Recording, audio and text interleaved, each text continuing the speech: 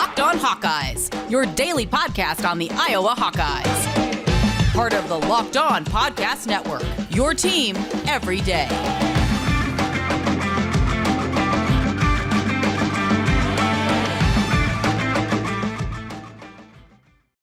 Welcome back, Hawkeye Nation, to another episode of the Locked On Hawkeyes podcast, your daily podcast covering your Iowa Hawkeyes on the Locked On Podcast Network.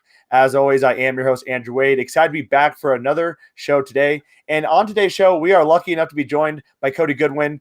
You cover wrestling. You are the wrestling go-to for Hawkeye Nation. And I appreciate you coming on the show today because this Hawkeye wrestling team is in line to win another national title. So we got to be talking about that on the show today. But before we get to that, how are you personally doing, my man?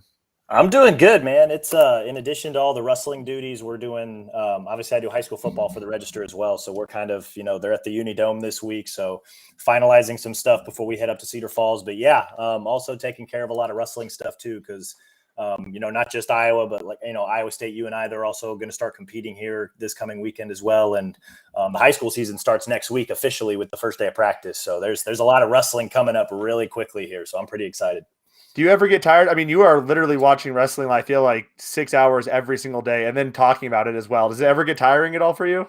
No, man. I grew up a wrestler. So that was my sport. My family just doesn't grow them very big. And that was the sport that I was just kind of drawn to. So to be able to cover it on the level that I do it with the number of teams that we have, because it's not just D1, right? It's, I say we as in the state of Iowa, there's a lot of D3 teams. Upper Iowa is a D2 team, obviously Grandview and all the NAIA schools. There's the, huge growth of women's programs. The JUCO schools have all really competitive teams. And then obviously at the high school level, people care about, how all those kids are doing, where they're going to schools, all those big competitions. So it's a lot of fun for me, man. It doesn't feel like work half the time, which I feel like is the dream, right?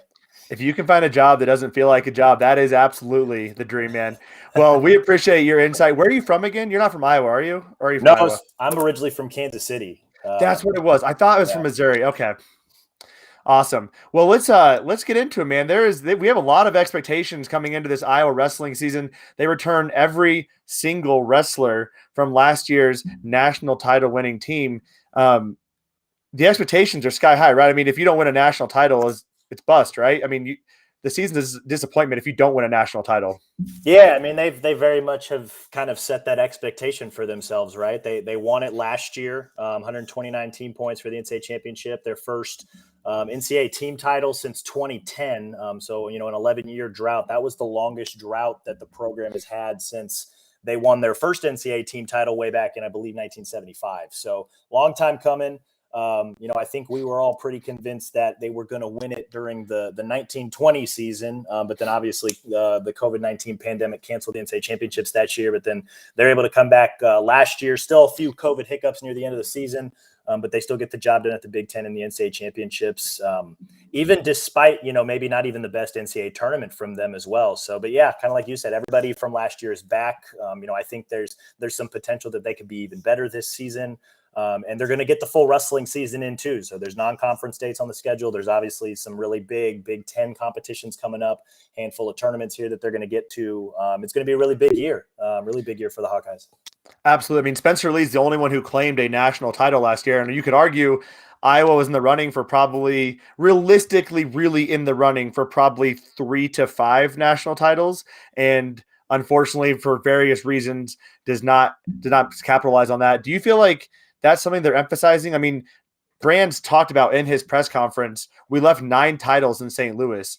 Can you be disappointed by a national title winning effort? I feel like Brand's almost has that chip on his shoulder. Like, we didn't do what we should have done there. Yeah, well, I think that's kind of where their motivation is coming from this year. They scored 129 team points, which is quite a bit, and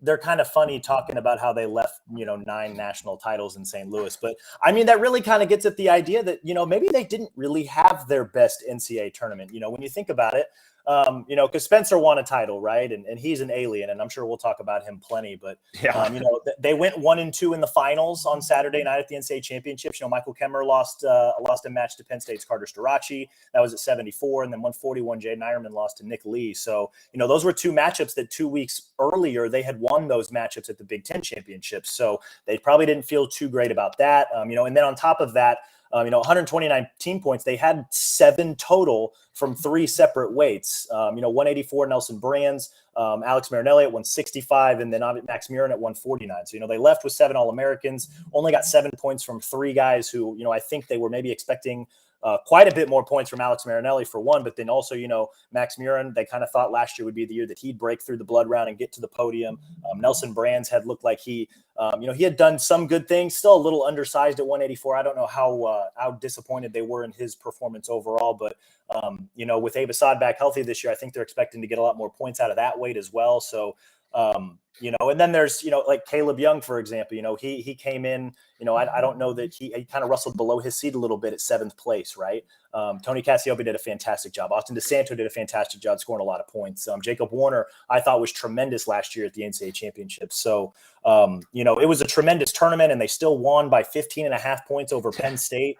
And they still feel like they left points out there too, right? So I think that's, when you hear them say, we left 9 titles in St. Louis, like, yes, that's super ambitious, but, reading between the lines there and kind of looking at last year's performance, they definitely feel like they left a lot of points out there. So, when I say that they're coming in and I think they could be even better this year, it's those little things, I think, when they get to March is kind of what they're emphasizing.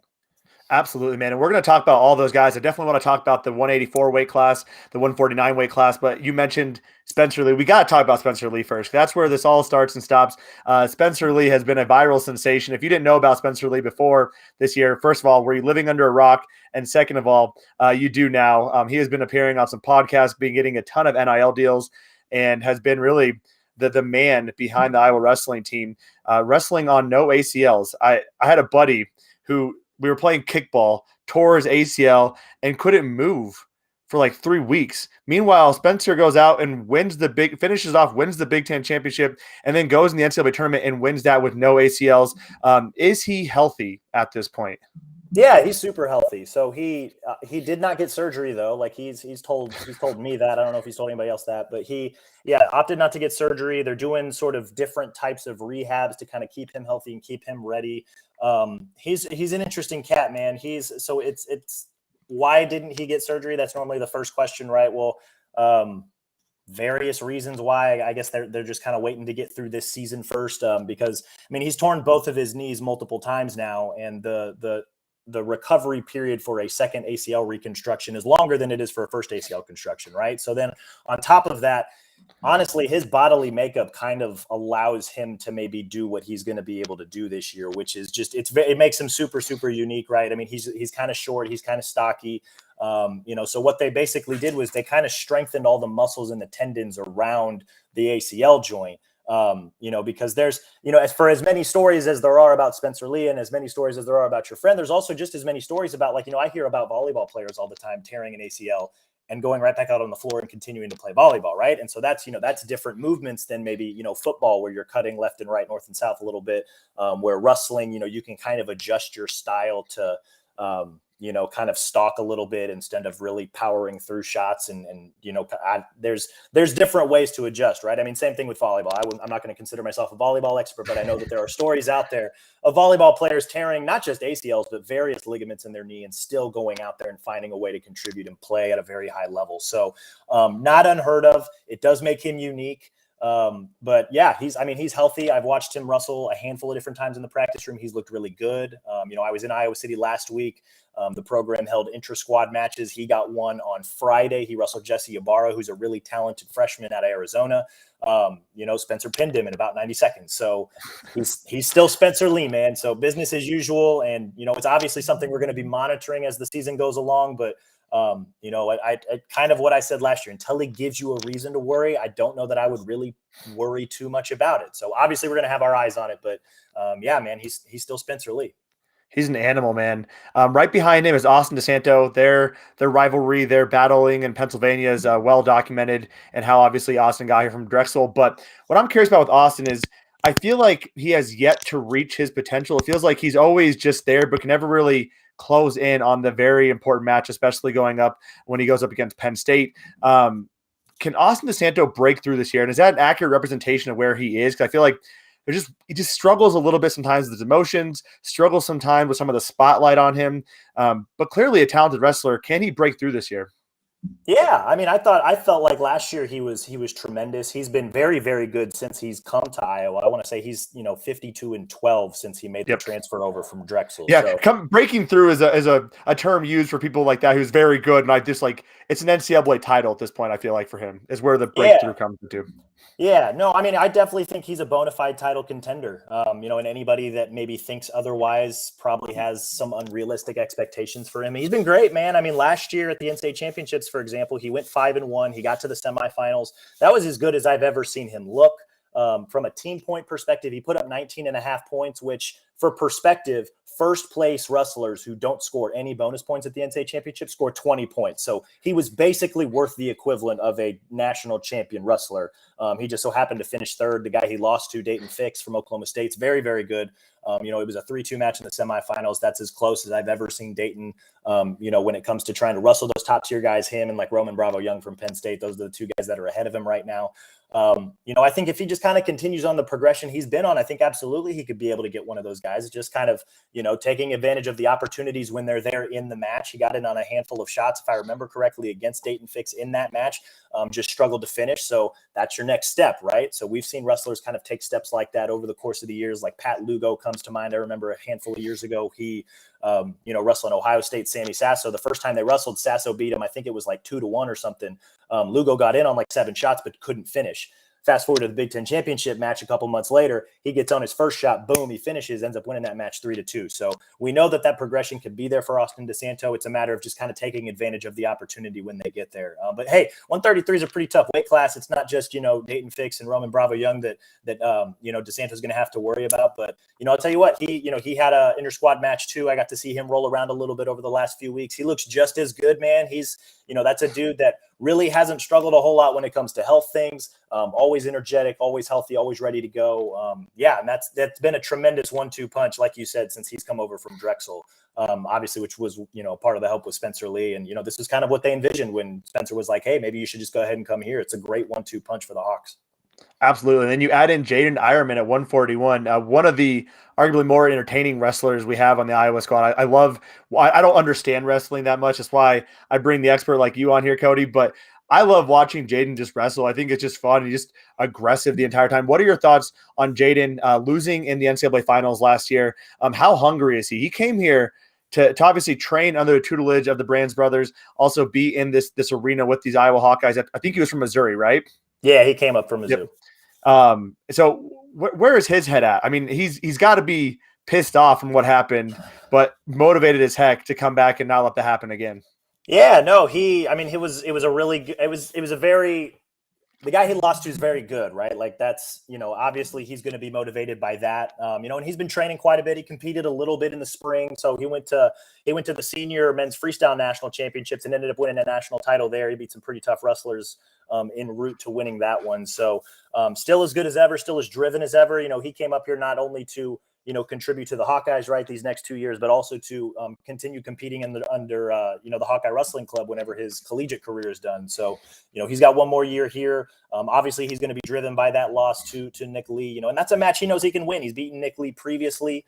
Obviously, that's one of the rematches that Penn State was able to win after, Jaden beat Nick Lee in the Big Ten finals 2 weeks before that. So, he knows he's right there. 141, I think, is going to get a lot more interesting this year. There's going to be a handful more guys there. I know Michigan's Stevan Micic, who competed at the Olympics and has been on the world stage over the last few years. He's bumping up to 141 this year. Cornell's Yanni Diakomahalis, who's a 2-time NCAA champ. He's beaten Jaden a couple times.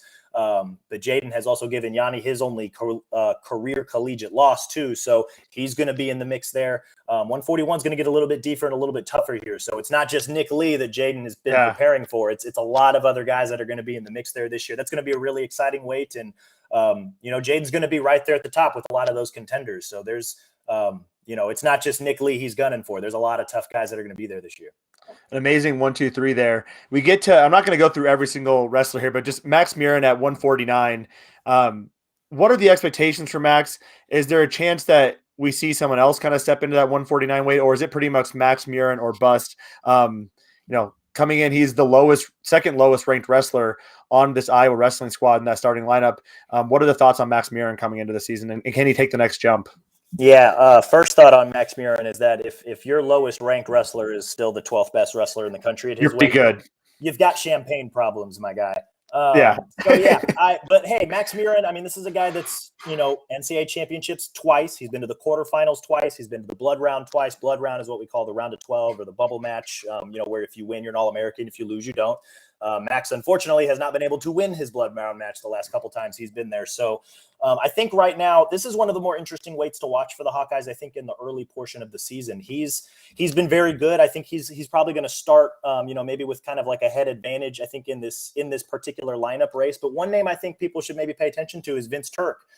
He is back in the room this year. He took last year off.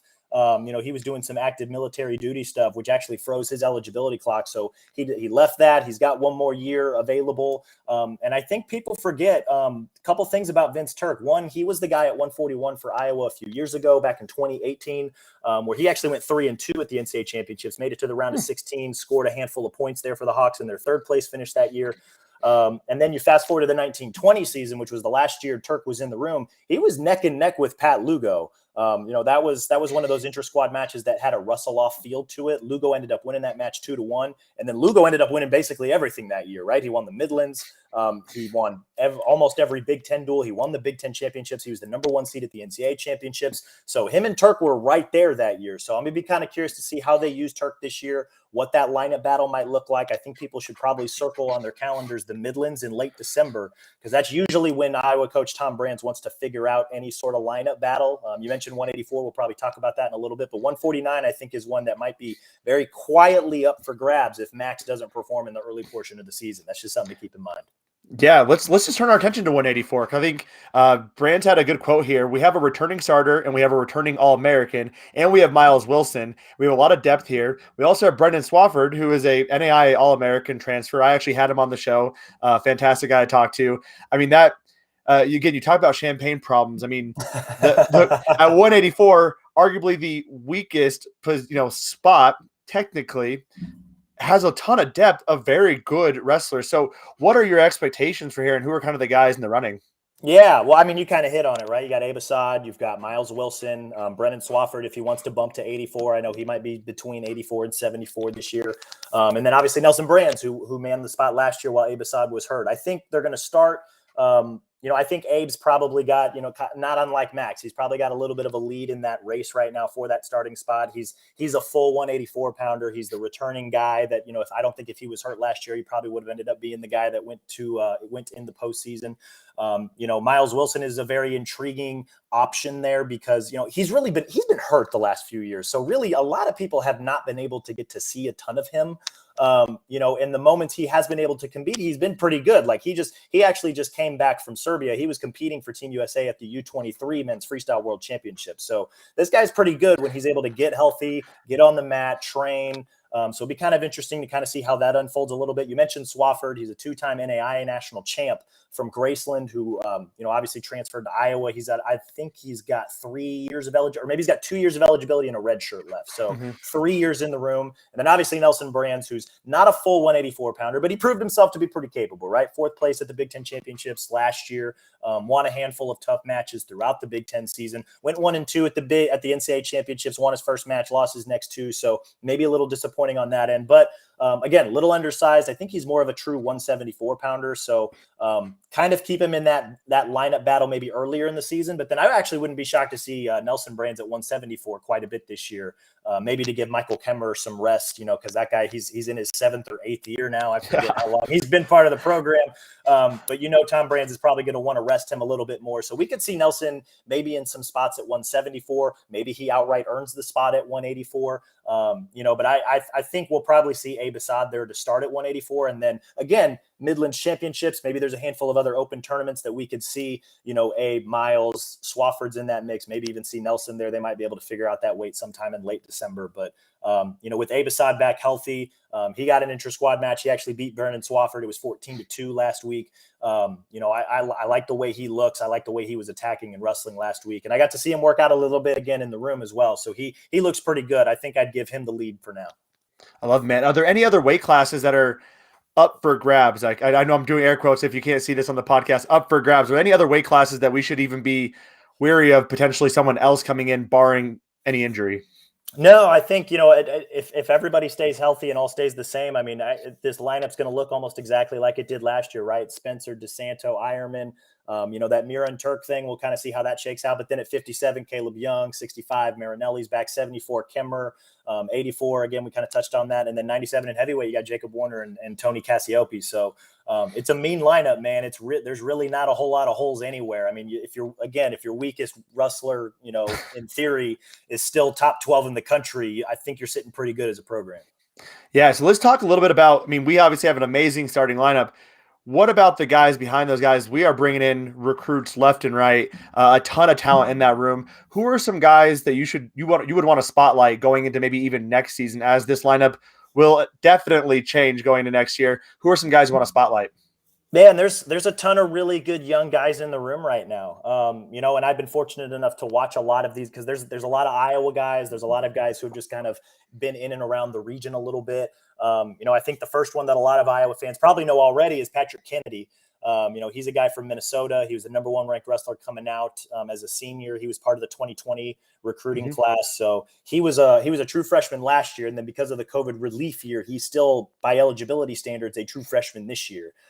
So they're going to see a lot of Patrick Kennedy moving forward in the future. I'm actually excited for a lot of these younger guys to get kind of the regular normal wrestling season this year, because we're going to get to see a lot of these guys at like open tournaments and other various competitions throughout the season. But yeah, Patrick Kennedy from Minnesota, he's going to wrestle 165 this year. Very excited to kind of see how he competes. A handful of other guys like Colin Shriver, for example. He's from Mason City. He was a 3-time Iowa State champ. We got to see him at the junior world team trials this spring, the U23 world team trials, earlier in the summer. He's going to be really good, I think, at 133 in the coming years. There's a couple other lightweights like Drake Ayala from Fort Dodge, Jesse Ybarra from Arizona. Both of those guys, I think, are going to maybe battle it out between 25, 33, along with Shriver there. Zach Glazier, who's going to probably back up Jacob Warner at 197. He was in the finals of the junior world team trials earlier this summer. Aaron Costello has been a very, very capable heavyweight behind Tony Cassiope the last few years. That's another Iowa kid. They got a lot of depth, man. And then there's a lot more exciting freshmen too, like Brentley Reyna from Florida. He got a little bit of run last year. Caleb Rachi from Ankeny. He's another guy that's in the room. There's a lot of talented guys that they've got in there, that are going to be major players for the Hawkeyes moving forward into the future for sure. I know what I'm about to say is going to sound ignorant for someone like you who follows the wrestling program incredibly closely, but the Iowa wrestling program is the equivalent to Alabama football, essentially. And I love it. It's freaking awesome. We have all these guys in here. You have backups that could be starters essentially on any other wrestling lineup, or kind of be the lead guy there, which I think is amazing. Speaking of that too, recruiting wise, this last month, it feels like every other day I check Twitter and we have a new commit to the Iowa Hawkeye wrestling program. Any guy you want to spotlight from that regard? Any wrestler people should be keeping their eyes on, or keeping their ears on as far as how they're doing in high school as they prepare for their Iowa career in a couple of years? Yeah, man. There's they had a stretch throughout the month of October where they scooped up a lot of really talented in-state wrestlers. So, and that just so happens that at least for Iowa high school wrestling, these next 2 classes, like the 2022 senior class currently and the 2023 junior class, maybe some of the best high school wrestling classes that Iowa has seen in quite some time. So, Iowa had a huge visit day in October. I believe it was the same day that it was the same weekend that they beat Penn State in football. So great time to have your recruits out. Right. Yeah. And it wasn't just the wrestling program. If I remember, everyone had recruits out. Yeah, basketball had a ton. Football had like 70.